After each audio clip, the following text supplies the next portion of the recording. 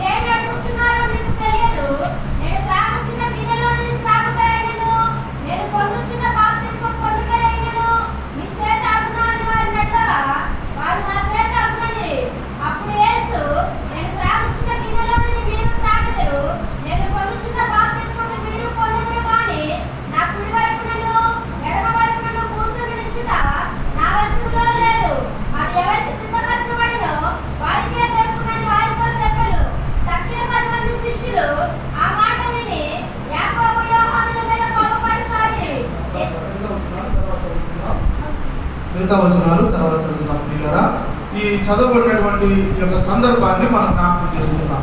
అమ్మ శ్రద్ధగా దయచేసి వాక్యం, సమయం ఎక్కువ కాలేదు. మనం ప్రతి వారం కూడా క్రమంగానే సమయాన్ని పాటిస్తున్నాం.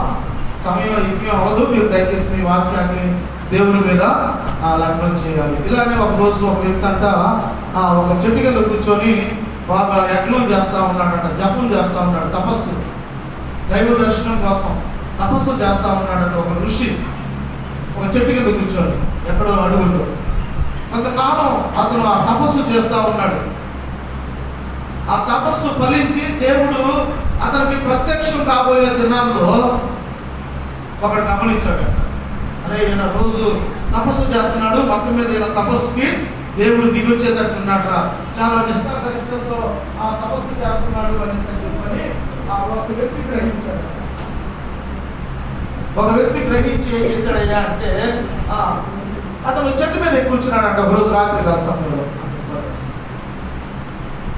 ఇంకా రేపోయిన దేవుడు దిగొచ్చి ఆ చెట్టు కింద ఉన్న వ్యక్తికి దర్శించబోతున్నాడు అన్న సంగతి తెలుసుకొని ఒకడు ఏం చేశాడు, చెట్టు మీద కూర్చున్నాడు. రాత్రికి రాత్రి చెట్టు మీద కూర్చొని వాడు తపస్సు చేస్తున్నాడు, చెట్టు కింద కూర్చొని ఇంకోవాడు తపస్సు చేస్తున్నాడు. అర్థమవుతుందా? ఏదో అందరూ విచారంగా నేర్చుకున్నారు, ఏదో బాగుంటున్నాడు. మొత్తం మీద ఒక దినాన్ని దేవుడు ప్రత్యక్షమయ్యాడంట చెట్టు కింద ఉన్న వ్యక్తికి. చాలా కాలం తపస్సు చేశాడుగా, ఆ వ్యక్తికి ప్రత్యక్షమయ్యాడు దేవుడు. ప్రత్యక్షమయ్యా నీకు ఏం కావాలనేసి అన్నాడంట. ఆ వ్యక్తితో దేవుడు మాట్లాడుతున్నప్పుడు ఆ చెట్టు కింద కూర్చున్నవాడు కళ్ళెత్తి పైకి చూశాడంట. ఎవరు కనపడ్డారు? చెట్టు మీద ఉన్నవాడు కనపడ్డాడు. చెట్టు కింద ఉన్నవాడే కొన్ని నెలల పాటు తపస్సు చేశాడు. చెట్టు మీద కూర్చున్నవాడు నిన్న మొన్న చెట్టుకి కూర్చున్నాడు. వాడు దేవుడికి ప్రార్థన చేస్తున్నాడు, వీడు కూడా దేవునికి ప్రార్థన చేస్తా ఉంటాడు. మొత్తం మీద దేవుడు ఆ చెట్టు కింద ఉన్న వ్యక్తి దగ్గరికి వచ్చి ప్రత్యక్షమయ్యి ఏం కావాలో చెప్పు అంటే అతనంట ఆ చెట్టు మీద ఉన్న వాడిని వెళ్ళి చూసి మొత్తానికి నేను నెల నుండి తపస్సు చేస్తాను, వీడు నిన్నగా మన నుంచి చెట్టు ఎక్కాడా అనేసి అని చెప్పి ఒక నిమిషం ఆలోచించాడట. ఆలోచించి అన్నాడంట, ప్రభువా నాకేమీ వద్దయ్యా, నాకేమీ లేదు, చాలా రోజుల నుంచి నాకు ఈ కుడికన్ను బాగా నొప్పిగా ఉందా, కుడికన్ను పీకేసేయమని అని చెప్పాడు. ఏమన్నాడమ్మా? కుడికన్ను తీసేసుకోదేవా అన్నాడంట దేవుడు. సరే బాబు ఆలోచించి చెప్పావా అన్నాడంట. ఆలోచించి చెప్పాడు. తర్వాత చెట్టు మీద ఉన్నవాడి దగ్గరికి వెళ్ళాడు. ఏంటయ్యా మరి నువ్వు తపస్సు చేస్తున్నావు కదా, నీకు ఏం కావాలి అంటే ఆడు ఒక నిమిషం ఆలోచించాడంట.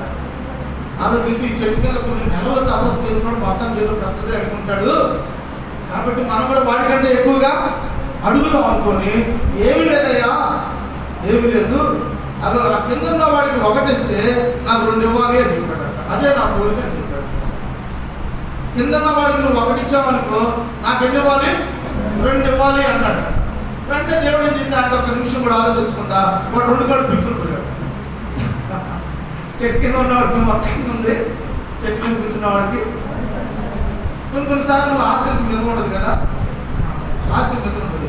కొన్నిసార్లు మనం ప్రార్థన చేసినప్పుడు కూడా అప్పుడు ఎక్కడ లేని కోరికలన్నీ కూడా కోరుకుంటా ఉంటాం.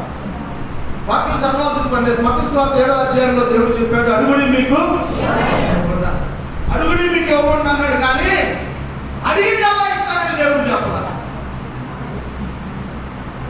ఉదాహరణకి అమ్మ,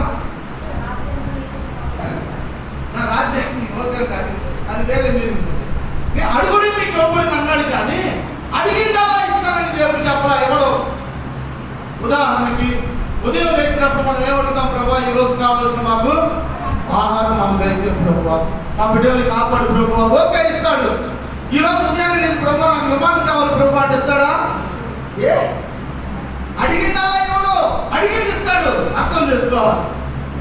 అడిగేటప్పుడు కూడా ఏది పడితే అది మన దేవుని సన్నిధిలో టైం వేసి. ఒక సేవకుడు అన్నాడు, అయ్యా మీకు అర్థమైన ప్రార్థన వల్ల దేవుని డిస్టర్బ్ చేయబాకండి అని చెప్పాడు. దేవుణ్ణి ఇబ్బంది పడబాకండి అయ్యా మీ అర్థం లేని ప్రార్థన వల్ల అని చెప్పాడు.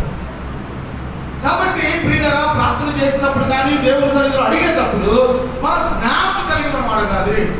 నేను ఎందుకు ఈ మాట చెబుతున్నానంటే, ఒక దినాన జబదయి కుమారుడైన యాకోబు, యోహానులు అనబడినటువంటి ఇద్దరు అన్నదమ్ములు యేసుక్రీస్తు వారి దగ్గరకు వచ్చారు. యేసుక్రీస్తు వారి దగ్గరకు వచ్చి చెబుతున్న మాట ఏంటో తెలుసా? బోధకుడా. ఆ రోజుల్లో ఏమని పిలిచారు యేసయ్యను? మరి గారు చెప్పాలి. యేసయ్యను ఏమని పిలిచేవాళ్ళు? బోధకుడా. మరి కొంతమంది అన్నారు రబ్బూని అని పిలిచారు.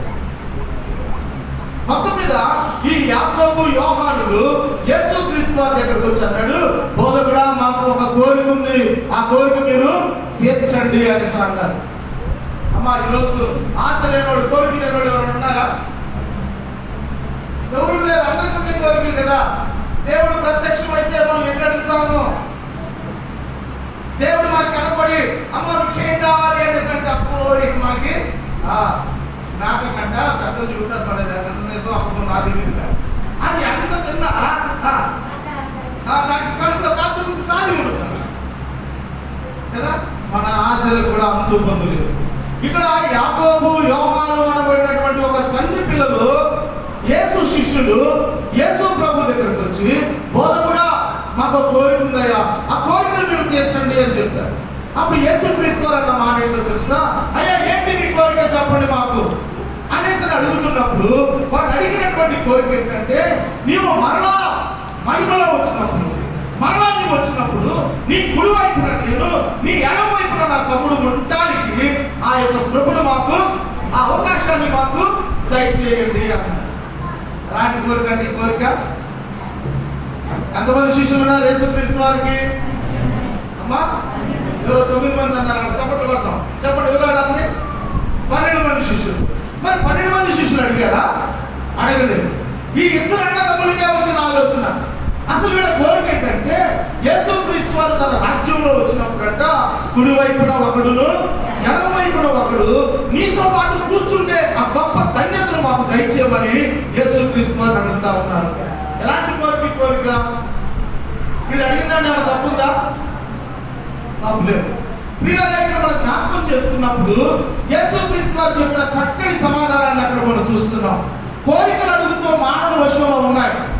ప్రశ్న మానవుల దగ్గర ఉంది, కానీ చక్కని ప్రత్యుత్తరం ఇచ్చేటప్పుడు యేసుక్రీస్తు వారి యొక్క జవాబు సిద్ధపడి ఉంది. ఆ 38వ వచనంలో అన్నాడు యేసు, మీరేమి అడుగుతున్నారో మీకు తెలియదు. ఈ దినాన చాలా మంది కూడా ప్రార్థన చేయండి, అమ్మ వాక్యం కోసం ప్రార్థన చేయండి, సేవకుడు వాక్యం కోసం నిలబడుతున్నాడు ప్రార్థన చేయండి అంటే వాడు సేవకుడిని బలపరచు, సేవకుడి ద్వారా మాతో మాట్లాడు, సంఘాన్ని అభివృద్ధిపరచు అని ప్రార్థన చేయకుండా చాలా మంది వెళ్ళిపోతున్నారు. ప్రార్థన చేయడం తల్లులారా అంటే మమ్మల్ని చుట్టూ తిరుగుతున్నారు. వారికి దీవించగా ఎటు వెళ్ళిపోతుంది సందర్భం. ఎటుతో ఇక్కడ యేసు ప్రభు వారు అడుగుతున్నారు. అసలు మీరు ఏమడుగుతున్నారో మీకు తెలుసా? ఓ యాకోబు, ఓ యోహాను, ఏ కోరికయ్యా మీరు కోరిక? నేను త్రాగే గిన్నెలోనిది మీరు త్రాగలుగుతారా? నేను పొందబో బాప్తిజం మీరు పొందడం మీకు చేత ఉందా అని ప్రభు అంటున్నాడు. అంటే దీని అర్థం ఏంటో చెప్పంటారా? నేను పొందబో బాప్తిజం అంటే మరణానికి గుర్తుగా ఉంది. నేను మరణించబోతున్నా, మీరు కూడా మరణిస్తారా?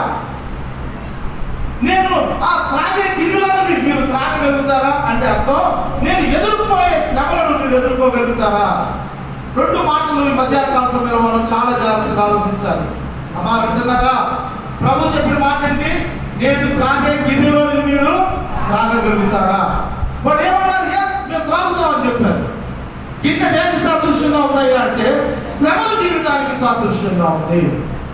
ప్రభు అన్నాడు, నేను పొందబో బాప్తిజం మీరు పొందుతారా?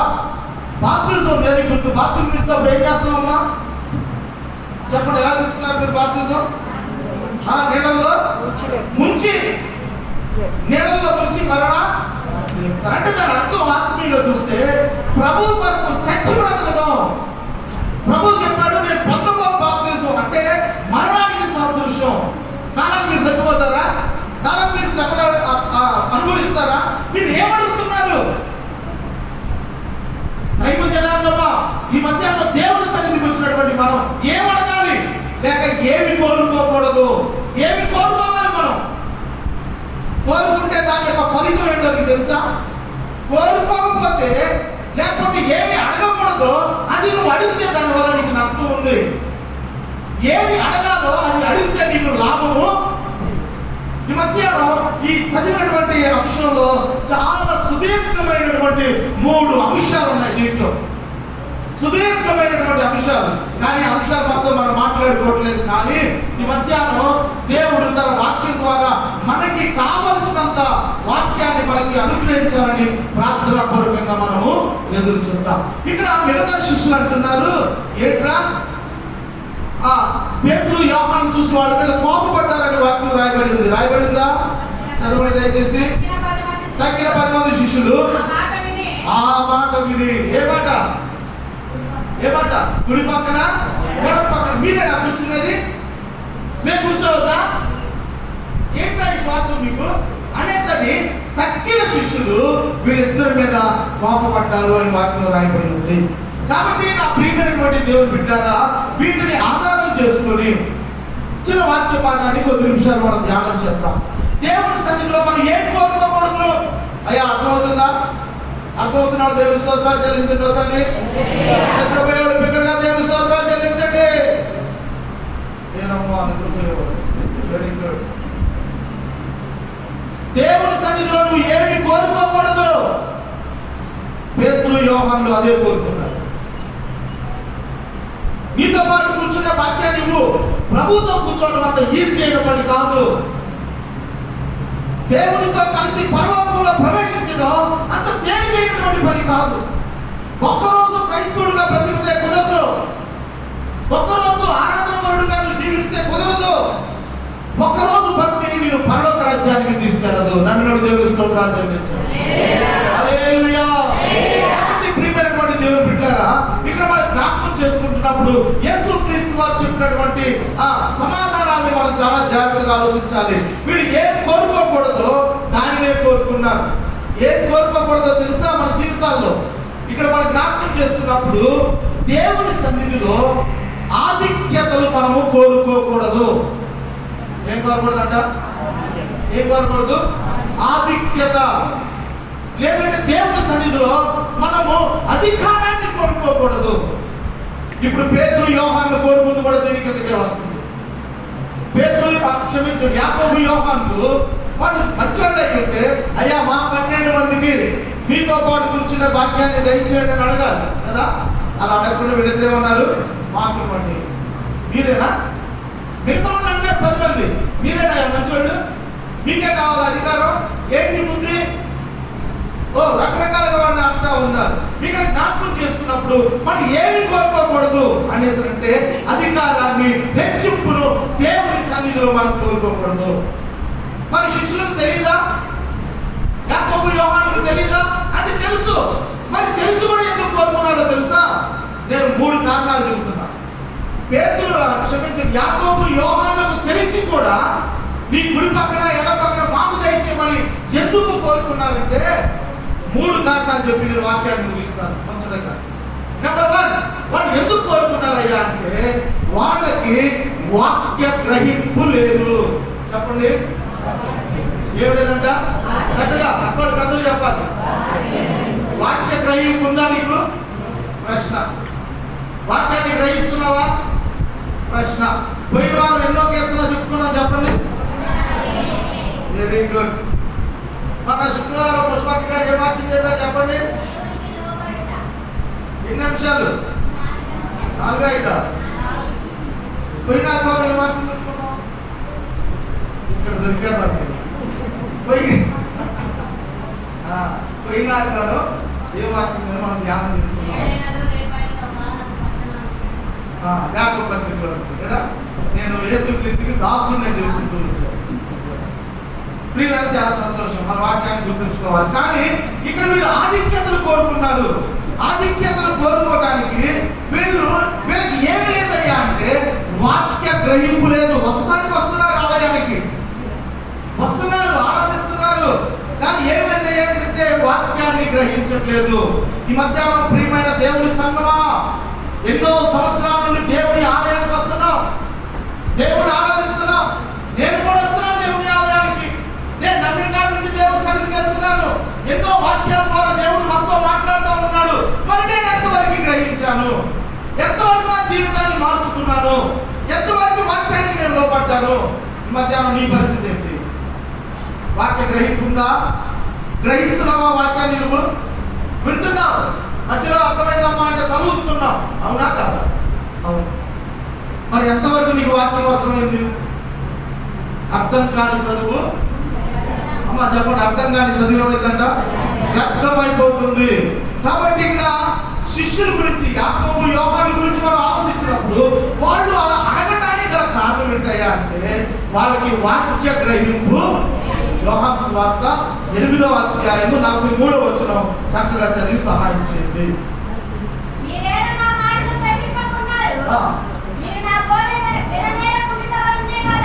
మీరు నా పని చదువుగా మీరేలా నా మాటలు గ్రహింపుగా ఉన్నారు.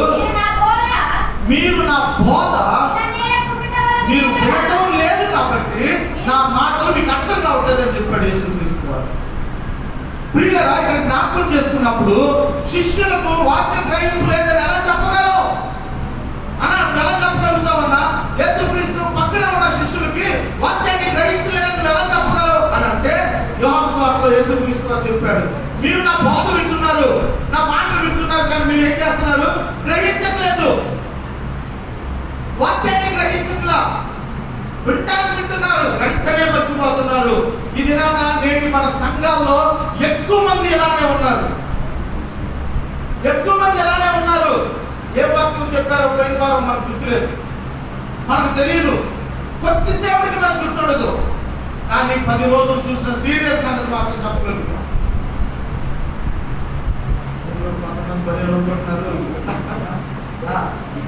లోకపరమైన దాన్ని మాత్రం సంవత్సరాల క్రితం జరిగిన దాన్ని కూడా మనం చెప్పగలం. ఆ గ్రహింపు ఉంది, కానీ వాక్య గ్రహింపు మనలో లేదు. అవునంటారా కాదంటారా? అవును. వాక్య గ్రహింపు లేకపోవడం ద్వారా ఇక్కడ మనం జ్ఞాపకం చేసుకోవాల్సిన విషయం ఏంటంటే దేవుని వాక్యాన్ని మనము అర్థం చేసుకోలేకపోతున్నాం. మరి వాక్యం మనకి అర్థం అవ్వాలంటే మనం ఏం చేయాలి? వాక్యాన్ని చూద్దాం. ఆ కీర్తనలో 119వ కీర్తన, 119వ కీర్తన దయచేసి చదవండి. 18వ వచనం. తర్వాత అందరూ బైబిళ్ళు అందరూ చదువుకున్నారు. మీ తల్లిదండ్రులు చదివించినందుకు మీరు వాక్యం చదవకపోతే రేపు దేవుడు లెక్క చెప్పాల్సి వచ్చింది. నేను నీ ధర్మశాస్త్రమునందు ఆశ్చర్యమైన సంగతులు చూచున్నట్లు నా కన్నులు తెరవమని భక్తుడు ప్రార్థన చేస్తూ వచ్చాడు. వాక్యము అర్థం అవ్వాలంటే ఏం తెరవబడాలంట? కన్నులు తెరవబడాలి. అంటే ప్రియులారా జ్ఞాపకం చేసుకోవాలి, వాక్యం నీకు అర్థం అవ్వాలంటే నారాయణ గారు వాక్యం అర్థం అవ్వాలి అంటే మనం ఏం చేయాలో తెలుసా? ప్రార్థన అనే కన్నులు తెరవబడాలి. దేవునికి మహిమ కలుగును గాక. ఎంతమంది ప్రార్థన చేసుకుంటున్నారు? అనుదినం దానియేలు ముమ్మారు ఎలా ప్రార్థన చేసేవాడంట? దానియేలు ముమ్మారు ఎలా ప్రార్థన చేసేవాడు? అమ్మా మోకరించి ప్రార్థన చేసేవాడు. దేవునికి మహిమ కలుగును గాక. ఎలా ప్రార్థన చేసేవాడంట? మోకరించి. ఎవరు దానియేలు ఎవరంట? ఆ దేశానికి ఒక ఉన్నతమైనటువంటి స్థానంలో ఉన్నటువంటి వ్యక్తి, ఒక గొప్ప స్థితిలో ఆ దేశానికి రాజు తర్వాత అంత స్థాయిలో ఉన్నటువంటి దానియేలు గొప్ప ఉన్నత స్థితిలో ఉన్నవాడు. దినములకు ముమ్మారు దేవుని సన్నిధిలో మోకరించి యెరూషలేము తట్టు కిటికీలు తెరిచి అతను ప్రార్థన చేస్తూ వచ్చాడు.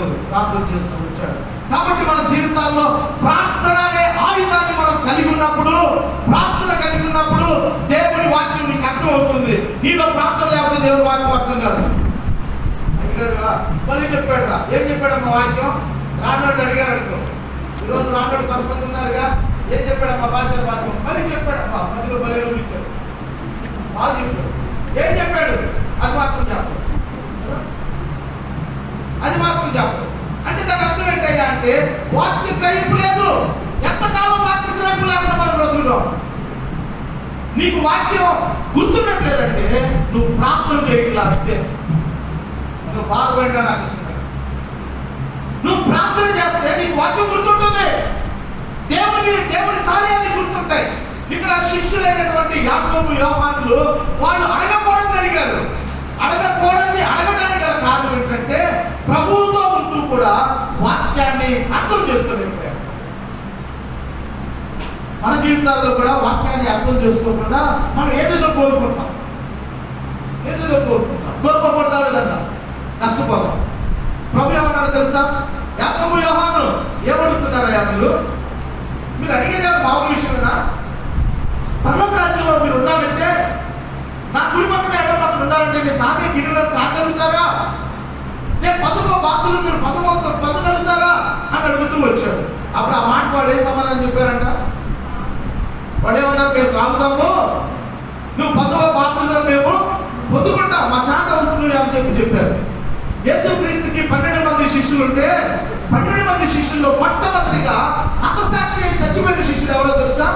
ఈ యాకోబే చచ్చిపోయింది. ఈ యాకోబు ప్రభువుని ఏమడిగాడు? నీ కుడి పక్కన ఉండే భాగ్యాన్ని నాకు తెచ్చిమన్నాడు. మొట్టమొదటి హతసాక్షి యాకోబు. ఏంటంటే పొడిచి చంపేశారు, రాళ్లతో భయంకరంగా హింసించి చంపేశారు. అపోస్తలులు 12 మందిలో మొట్టమొదటి హతసాక్షి అయిన వాడు యాకోబు. ప్రభు పొందబోవు బాప్తిజాన్ని పొందాడు. ప్రభు ఏమన్నాడు? నా గిన్నెలో మీరు రాగలుగుతారా? ఇప్పుడు యాకోబు తమ్ముడైన యోహాను కూడా ఉన్నాడు కదా, ఈ ఎడమ పక్కన నేను ఉంటానని నన్ను చేర్చుకోమని.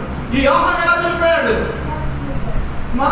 భయంకరంగా శ్రమల పాలై పద్మాసు దీపంలో కొన్ని సంవత్సరాలు ఆ యొక్క దీపంలో శిక్షించబడి నూనెలో మాడుతున్నటువంటి నూనెలో అతన్ని విసిరి వేశారంట. చర్మం అంతా కాలిపోయింది. ఆయన పద్మాసు దీపం నుండి బయటకు వచ్చి ఎన్నో శ్రమలు, నిందలు, అవమానాలు ఎదుర్కొని ప్రకటన గ్రంథాన్ని రాశాడు. ప్రభు గిన్నెలోని కంటే శ్రమలు, ఈ శ్రమలు ఎవరు అనిపించారు? యోహాను. ప్రభు పొందబోతున్న బాప్తిజం మరణం అది ఎవరు అనిపించారు? యాకోబు. వీళ్ళిద్దరు అడిగిన ప్రశ్న ఏంటి? కుడి పక్కన ఎడమ పక్కన. అయ్యి కష్టం అయ్యాక ప్రభు చెప్తే వీళ్ళు ఏమన్నారు తెలుసా? మాకు ఇష్టమే, మేము ఉండగలుగుతాం, మేము తాగలుగుతాం అన్నారు. ప్రభు కొరకు ఇద్దరు కూడా ప్రాణం పెట్టి చచ్చిపోయారు. ఈ మధ్యాహ్నం మన పరిస్థితి ఎంతకాలం మనం అటు ఇటు కాకుండా, ఎంతకాలం మనం 2 పనుల మీద కాలు వేసుకుంటూ వాక్యం లేకుండా మనం బ్రతుకుదాం? వాక్యం లేకుండా నువ్వు ఎంతకాలం జీవిస్తావు? మన జీవితాలను, మన బ్రతుకులను మార్చేది దేవుని యొక్క వాక్యము. గుర్తుపెట్టుకో, ఆ వాక్యం నీలో ఉండాలి అంటే నువ్వు ప్రార్థన కలిగి ఉండాలి. ప్రార్థన లేకపోతే మంత్రాలకి చింతకాయలు తిరుగుతారు కదా. ప్రార్థన లేకపోతే ఏది కూడా జరగదు, గుర్తుపెట్టుకో.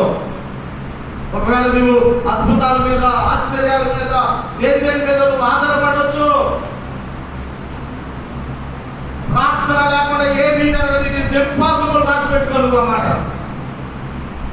ప్రార్థన కలిగి ఉన్నప్పుడే సమస్యలు తొలగిపోయి కుటుంబాలు కట్టబడతాయి. ప్రార్థన లేకుండా నువ్వు వాక్యాన్ని ఎంత మాత్రం అర్థం చేసుకోలేవు, వాక్యానికి లోబడలేవు నువ్వు. ఇది మొదటి కారణం. రెండో కారణం ఏంటో చూద్దాం. రెండో కారణం మరి ఏం కోరుకోకూడదు? ఈ యాకోబు, యోహానులు ఈ కోరుకోకూడదు ఎందుకు కోరుకున్నారా అంటే రెండో కారణం ఏంటయ్యా అంటే ఇదే అధ్యాయంలో చెప్పాడు. వాళ్ళకి హృదయ గ్రహింపు లేదు. 38వ అధ్యాయం వచ్చిన నుండి 40 వచ్చిన వరకు మీరేమి అడుగుతున్నారు? మీకు తెలియదు. నేను త్రాగుచున్న గిన్నెలోనిది త్రాగుట అయినను, నేను పొందబోవు బాప్తిజం పొందుట అయినను మీ చేత అగునా అని వారిని అడగగా వారు మా చేత అగును అని. అప్పుడు యేసు నేను త్రాగుచున్న గిన్నెలోనిది మీరు త్రాగెదరు, నేను పొందుచున్న బాప్తిజం మీరు పొందెదరు, కానీ నా కుడి వైపున ఎడమ వైపునను కూర్చుండునిచ్చుట నా వశములో లేదు. అది ఎవరికి సిద్ధపరచబడినో వారికి మాత్రమే దొరుకుతుందని ప్రభు చెబుతూ వచ్చాడు. వీళ్ళు కోరుకోకూడదు, కోరుకోవడానికి రెండో కారణం ఏంటయ్యా అంటే, మొదటి కారణం చెప్పండి, వాక్య గ్రహింపు లేదు. శ్రద్ధగా వినండి మా వాక్యాన్ని, శ్రద్ధగా వినండి.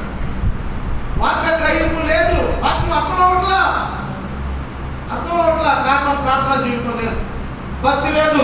రెండో కారణం ఏంటయ్యా అంటే వీళ్ళకి హృదయ గ్రహింపు లేదు. దేవునికి మహిమ కలుగును గాక. మనుషులు ఇక్కడే కూర్చున్నారు, మనం ఎక్కడే కూర్చున్నాం. మనసులు ఎక్కడ ఉండి, ఆలోచనలు ఎక్కడ ఉండి, తలపులు ఎక్కడ ఉండి, ఇంటి మీద ఉన్నాయా, ఒడిగొడుచున్న భోజనాల మీద ఉన్నాయా, ఎక్కడెక్కడ ఉన్నాయి? మనుషులు ఇక్కడే ఉన్నాం, నవ్వుతున్నాం, దేవుని స్తోత్రం చేతులు ఎత్తుతున్నాం, కానీ మనసులు ఎక్కడ ఉన్నాయి? ఇక్కడ వాక్యాన్ని మనం జ్ఞాపకం చేసుకున్నప్పుడు వీళ్ళు అడగకూడదు అడిగారు. రెండో కారణం, వీళ్ళకి హృదయ గ్రహింపు లేదు. మనుషుల దగ్గరగా ఉన్నారు కానీ హృదయాలు దేవుడికి దూరంగా ఉన్నాయి. యెషయా గ్రంథం చదవండి దయచేసి, 29వ అధ్యాయం 13వ వచనం. యెషయా గ్రంథం 29వ అధ్యాయము 13వ వచనం. ప్రభు ఇలాగ సెలవిచ్చుచున్నాడు, ఈ ప్రజలు నోటి మాటతో నా ఎదుకు వచ్చుచున్నారు కానీ, పెదాలను కనపరుస్తున్నారు కానీ హృదయాలు దూరముగా ఉన్నాయంట. దేవునికి మహిమ కలుగును గాక. హృదయాలు ఎక్కడ ఉన్నాయి? దూరముగా ఉన్నాయి. అంత దూరంగా ఉన్నాయమ్మా. ఎక్కడున్నాయి మీ మనసులో? మీ ఆలోచనలు ఇంటి చుట్టూ తిరుగుతున్నాయా? చిన్న కథలు గుర్తుకొస్తుంది, సమయం లేదు చెప్పడానికి. మన మనసులు ఎక్కడున్నాయి? దేవుడు వాక్యం మీద మీయా నువ్వు పనులు చేసుకుని మీలో చాలా మంది ఉపవాసంతో దేవుని సన్నిధికి వచ్చారు, చాలా సంతోషం, వారికి ప్రత్యేకమైన వందనాలు. మరి మీ మనసులు ఎక్కడ ఉన్నాయి? దేవుని వాక్యం మీద ఉన్నాయా? వాక్యాన్ని నువ్వు గ్రహిస్తున్నావా? ఒక వ్యక్తి తన ఆత్మీయ దారిద్ర్యాన్ని చూసుకోకుండా, తను ఏం చేస్తున్నాడయ్యా అంటే కోరుకోకూడదు కోరుకుంటా ఉన్నాడు. అందరి ద్రాక్షాల కోసం ఒక నట్ట అడుగులు అంట ఎదుర్కొంటూ వాటిని అందుకోవాలని చెప్పి చూసిందంట. అవి ఎంత మాత్రం అందుకుపోయేసరికి ఆ నక్క అనుకుందంట, ఈ ద్రాక్షాలు చాలా ఉండగా ఉంటే ఈ తింటే ఏమవుతుంది, పళ్ళన్నీ పులిసిపోతాయి అనేసి చెప్పని వెళ్ళిపోయింది.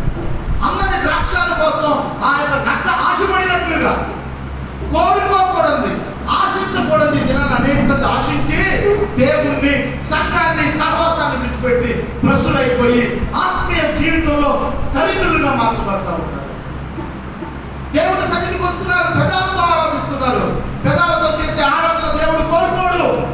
సమరయ స్త్రీతో ప్రభు చెప్పిన మాట ఏంటో తెలుసా? అమ్మా, ఒక సమయం రాబోతా ఉంది, ఆ సమయాన్ని ప్రజలు ఆత్మతో సత్యముతో ఆరాధించాలి అని ప్రభు చెప్పాడు. దేవునికి మహిమ కలుగును గాక. ఎలాంటి ఆరాధన కావాలి దేవునికి? పై భక్త పెదాలతో ఆరాధన కాదు, హృదయాన్ని ఆలయంగా మార్చాలి. హృదయ అంతరంలో నుండి దేవుని ఆరాధించాలని ప్రభువు కోరుకుంటా ఉన్నాడు. యేషయా గ్రంథం 33వ అధ్యాయం దయచేసి అందరూ చదవండి. యేషయా గ్రంథం 33వ అధ్యాయం 31వ వచనం. యేషయా గ్రంథం 33వ అధ్యాయం 31వ వచనం. నా జనులు రాదగిన విధముగా వారు నీ ఎదుకు వచ్చి, నా జనులైనట్టుగా నీ ఎదుట కూర్చుని నీ మాటలు విందురు కానీ వాటిని అనుసరించి ప్రవర్తించరు. వారు నోటితో, ఒక్క నిమిషాలు, వారి నోటితో అంటే ఎంతో ప్రేమ కనపరుస్తారంట. అర్థమవుతుందా? ఎలా మాట్లాడతారు కొంతమంది? ఈ పక్కన ఉన్నారు, కొంతమంది ఎడ పక్కన ఉన్నారే కొంతమంది ఎలా మాట్లాడతారంట? వారి నోటితో మరే ప్రేమ తేడా. ఆ మనిషి పక్కకి వెళ్ళిపోయిన వెంటనే ఏం చేస్తారు? మంచిది కాదండి, ఓరినాయన పంచాంగాలు. ప్రజలు దేవుడు తెలుసు మానవుల యొక్క అంతరంగం. కొన్ని వేల సంవత్సరాల క్రితం రాశాడు. వాళ్ళు నోటి మాటలతో ప్రేమను కనపరుస్తారంట. ఎదురైనప్పుడు అయ్యే వదనాలు, అమ్మ వదనాలు, మంచిదే కదా మాస్టర్ గారు, మంచిదే గారు, మళ్ళీ ఒక రికమెండేషను,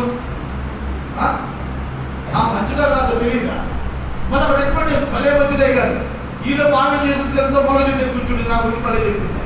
ఆమె పక్కకి వెళ్ళిపోయిన వెంటనే అయ్యారు ఇంతకేదో అన్నాను కానీ మామూలు కాదండి, కుక్క మీద పెట్టి తిట్టుందండి, పిల్లి మీద పెట్టి తిట్టుంది. ఎలా ఉందంటే మనిషి పరిస్థితి? పెదాలతో ప్రేమను కనపరుస్తున్నారు కానీ వారి హృదయాలు లాభాన్ని కోరుకుంటున్నాయి. ఎలాంటి హృదయాలు అంటే అమ్మ చెప్పండి, ఎలాంటి హృదయాలు? లాభం. గుడికి వస్తే మాకేంటి లాభం? మీ దగ్గర ప్రాంతం వస్తే మాకేంటి లాభం? వీళ్ళకి ఎక్కడికి వెళ్ళినా ఏం కావాలంట? తిరుపతిరావు గారు ఏం కావాలి? లాభం కావాలి మాకు. ఇంటికి వస్తే ఏమిస్తావు? మా ఇంటికి వస్తా అందరూ పలకరించాలి అమ్మా, లేదంటే అందరూ వాక్యాన్ని కోరుకుంటున్నారా? మా ఇంటికి వస్తే నువ్వేం తీసుకొస్తావు, మీ ఇంటికి వస్తే నాకేమి ఇస్తావు అంటే గారికి ఏం కావాలి? తిరుపతి గారు లాభం. ఎక్కడికి వెళ్ళినా లాభమే. మా జేబులో ఉన్నది మాత్రం ఖర్చు అవ్వద్దు. నీకు మాటలు చెప్పేసి నీ దగ్గర ఉన్నది అంతా ఖర్చు పెట్టాలి. అంతకుముందు భలే తిరిగారు వాళ్ళకి అవార్డు కూడా తెలుసు. ఇక్కడ దేశకాల గ్రంథంలో చాలా స్పష్టంగా ప్రభు చెబుతున్నాడు, వారి హృదయాలు లాభాన్ని కోరుకుంటున్నాయి. ఇప్పుడు శిష్యులు యాకోబు యోహానుకి ఏమి లేదయ్యా అంటే హృదయ గ్రహింపు లేదు. హృదయ గ్రహింపు లేకపోవడానికి కారణం ఏంటో తెలుసా? వాళ్ళలో వాళ్ళకి వాదన జరిగిందంట. ఏమని వాదన జరిగింది? నేను గొప్ప అంటే నేను గొప్ప, మేము గొప్ప అంటే మేము గొప్ప అని వాళ్ళల్లో వాదన జరిగింది. వాళ్ళలో వాదన జరిగింది. ఆ వాదన జరగడం ద్వారా వాళ్ళు ఏం చేస్తున్నారయ్యా అంటే వాక్యాన్ని గ్రహించలేకపోతున్నారు, హృదయాన్ని దేవుని వాక్యం మీద పెట్టలేకపోతున్నారు. దేవుని వాక్యాన్ని చేర్చుకోవట్లా. ప్రియులారా, దేవుని బిడ్డలు చేసే పని ఏంటో తెలుసా? ఈ రోజు విన్న వాక్యము ఈ వారం అంతా కూడా మనం ఏం చేయాలి? దాన్ని నెమరు వేసుకోవాలి, ధ్యానించుకోవాలి, తలుచుకోవాలి. మన అనుదిన ప్రార్థన మనం చేసుకున్న వారంగా ఉండాలి.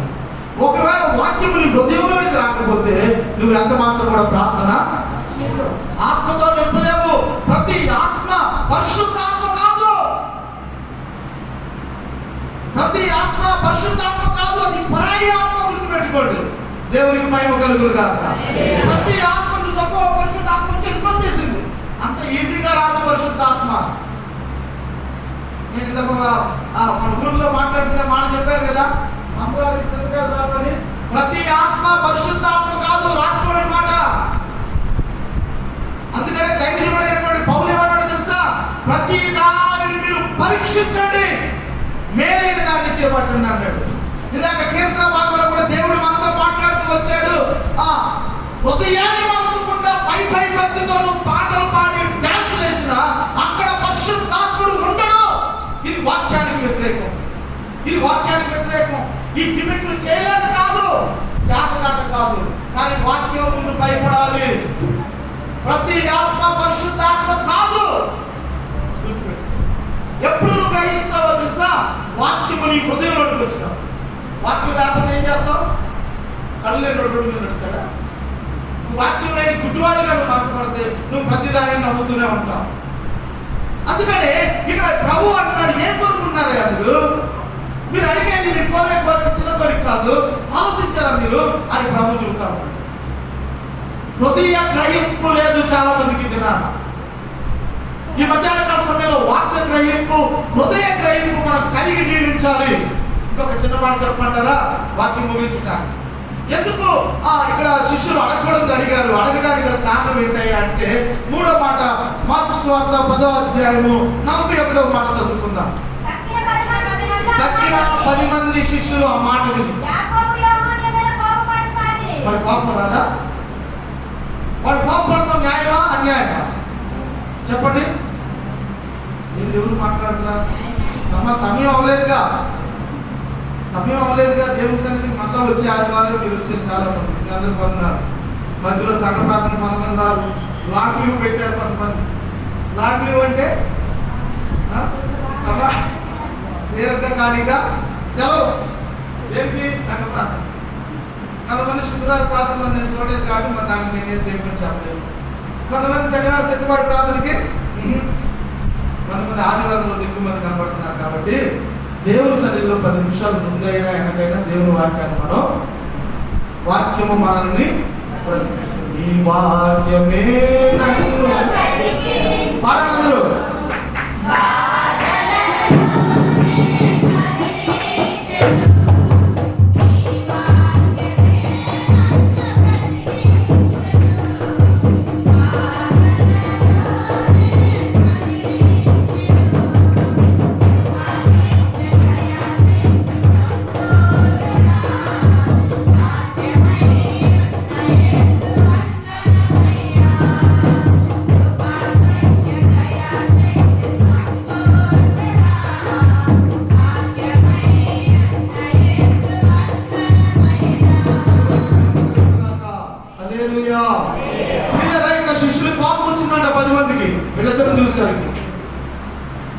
కోపం రాదా? వచ్చింది కదా ఎవరికైనా. వాళ్ళ కోపంలో న్యాయం ఉంది కదా, వాళ్ళ కోపంలో అర్థం ఉంది కదా. అదేంటా మన అందరం కలుస్తున్నాం, మీ ఇద్దరే తిరుగున్నారు, మరి మిగతా వాళ్ళు మేము పసులు పడుకోమంటారా అని అడగడంలో తప్పుందా? లేదు.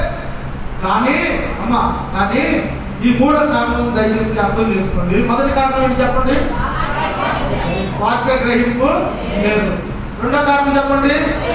హృదయ గ్రహింపు లేదు. మూడో కారణం చెబుతున్నాను ముచ్చటగా, మూడో మాట వాక్యం ముగించడానికి. ఈ 10 మంది శిష్యులు కోపడ్డారు. కోపడటం తప్పులేదు, కానీ వీరి కోపంలో పాపమున్నది. రాసుకోండి మూడో మాట. ఏముందంట? ఏముందమ్మా? కోపంలో ఏముంది అంటే కోపంలో పాపం ఉంటుందా? అమ్మా శ్రీను, కోపంలో పాపం ఉంటుందా? ఉండదు కదా. ఉండదా? నాకు చెప్పి కోపంలో పాపం ఉంటుందా? ఉంటుంది.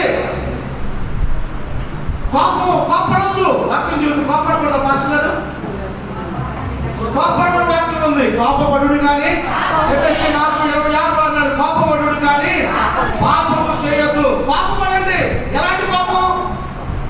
ఎలాంటి కోపడాలండి?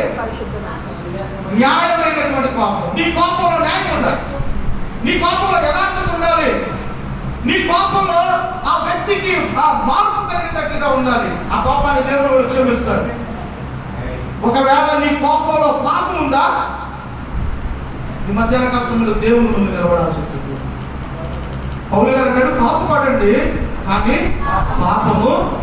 ఇప్పుడు ఈ 10 మంది వీళ్ళిద్దరి మీద కోపపడ్డారు. ఈ 10 మంది కోపపడటం తప్పు కాదు, కానీ వీళ్ళ కోపంలో పాపము దాగింది. కాబట్టి వీళ్ళు పాపాన్ని గ్రహించలేకపోయారు. మూడో మాట. అసలు ఇంతకీ వీళ్ళు కోపం రావడానికి కారణం ఏంటి? మార్కు సువార్త 9:33. మార్కు సువార్త 9:33. అంతటి వారు కపెర్నహూములోకి వచ్చారు. వాడు ఎవడు గొప్పవాడై ఆయన దారిలోనే గొడవ పడి అంటే వీళ్ళకి యేసుని వెంబడించిన 12 మంది దారిలోనే ఏం గొడవ వచ్చింది? ఎవరు గొప్ప? నువ్వు గొప్ప, నేను గొప్ప. నేనే గొప్ప.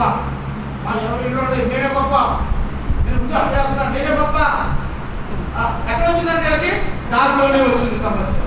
వీళ్ళు పాపం చేయడానికి గల కారణం ఏంటయ్యా అంటే, ప్రియులరా, వీళ్ళలో ఉన్నటువంటి కోపం పాపం అన్న విషయాన్ని వీళ్ళు గ్రహించలేకపోయారు.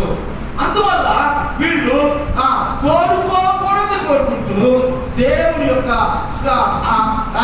ఆగ్రహానికి వీళ్ళు గురి కావాల్సి వచ్చింది. పాపం గురించి బైబిల్ గ్రంథం ఏం చెప్పిందయ్యా అంటే, మనం దేవుని వాక్యాన్ని మనం చదువుతున్నప్పుడు మత్తయి సువార్తలో అన్నాడు, నీవు నీ సహోదరుడి మీద పాపపడు ప్రతివాడు విమర్శకు లోనవుతాడు. అంటే కారణం లేని పాపం ఉంది, కారణం ఉన్న పాపము. కారణం లేని పాపం, హేతువు లేని పాపం, నిరూపించలేనటువంటి పాపం అంట నిన్ను విమర్శకు తీసుకెళ్తుంది.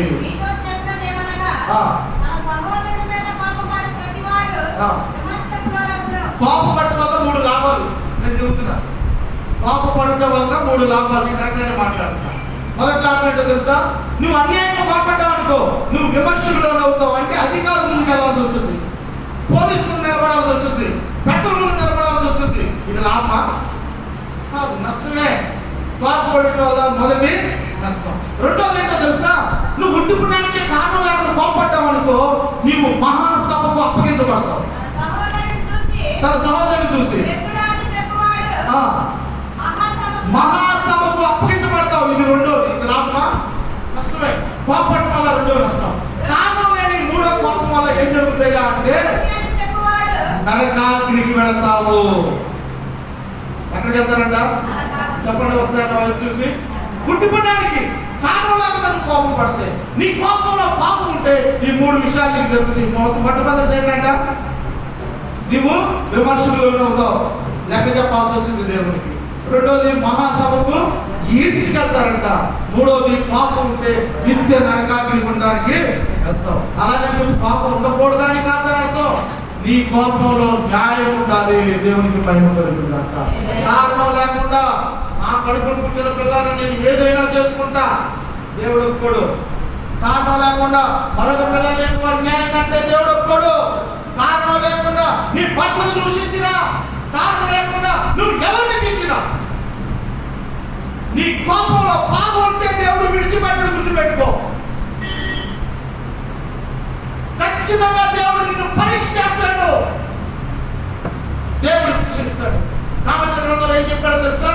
People with hot temper do foolish things అని చెప్పని సామెతల గ్రంథంలో రాయబడింది. 14వ అధ్యాయం 17వ వచనం చదువుకుందాం. చాలా ఒక్క నిమిషం ఆగండి. ఎలా కోపడతారంట? ఒకసారి చెప్పండి. ఎలా కోపం? త్వరగా అంటే ఇదేదిరా అంటే స్లోగా కోపం ఉంది, స్పీడ్గా కోపం కూడా ఉందా? కొంతమందిని చూస్తే త్వరగా కోపం వచ్చింది, కొంతమంది మొహాలు చూస్తే అసలు ఎప్పుడు చూసిన కోపంగానే కనబడతారు. దేవుని ముందుకు వచ్చినా కోపమే, హాస్పిటల్ దగ్గరికి వెళ్ళినా కోపమే, బంధువులతో మాట్లాడాలన్నా కోపమే, ఎప్పుడు చూసినా కోపమే. మ్యాంగో ఫేసెస్ పెడతారు కొంతమంది ఎప్పుడు చూసిన చక్కగా నవ్వుకుంటా ఉంటారు. దేవునికి భయం కలుగుతారు. ఇంట్లో కుటుంబం అంతా శ్రమలున్నా కష్టాలున్నా కొంతమంది ఎలా ఉంటారు తెలుసా? చక్కగా స్మైలింగ్ ఫేసెస్, చిరును నవ్వుతో మాట్లాడతారు. కొంతమందిని చూస్తే ఎలా ఉంటారు? సొమ్మంతులుగా అన్నట్టు పెడతారు. ఏమన్నాడు? త్వరగా కోపపడేవాడు. వాక్యాన్ని ముగిస్తున్నాను.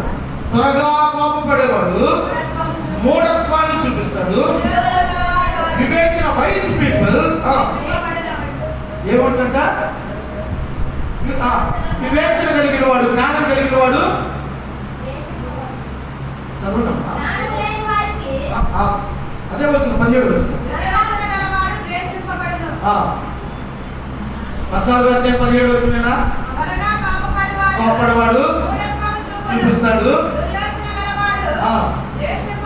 ద్వేషించబడతాడు. పిల్లలు ఇక్కడ మనం జ్ఞాపకం చేసుకున్నప్పుడు కారణం లేని కోపం వల్ల నీ జీవితంలో నువ్వు నష్టపోతావని దేవుని వాక్యము సెలవిస్తాం. ఇక్కడ మనం జ్ఞాపకం చేసుకున్నప్పుడు నరుని కోపం అంట దేవుని యొక్క నీతిని ఎవరు చెప్పారు? ఈ మాట యాకోబు భక్తుడు చెప్పాడు. ఇదే యాకోబు భక్తుడు చెప్పాడు, నరుని కోపము దేవుని నీతిని. మనం ఉదయం లేచిన మొదలుకొని ఏం వెతకాలయ్యా అంటే దేవుని నీతిని, రాజ్యములు మొదట. ఇప్పుడు నేను చెప్పిన ఈ మాటలన్నీ కూడా దేని గురించి నేను చెప్పానంటే ఈ మార్క్స్ వార్త కంప్లీట్ అవ్వాల. మొట్టమొదటి భాగంలోనే కొద్ది చెప్పారు.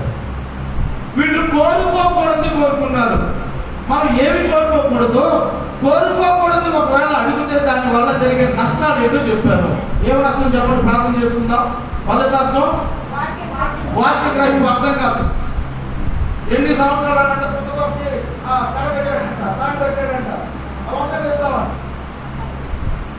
తెలుగుతో ఏడాది ఇస్తాడంట, తనకు 40 నాలుగు తెలుగు కాదయ్యా అనేసి అని చెప్పి రాశారు.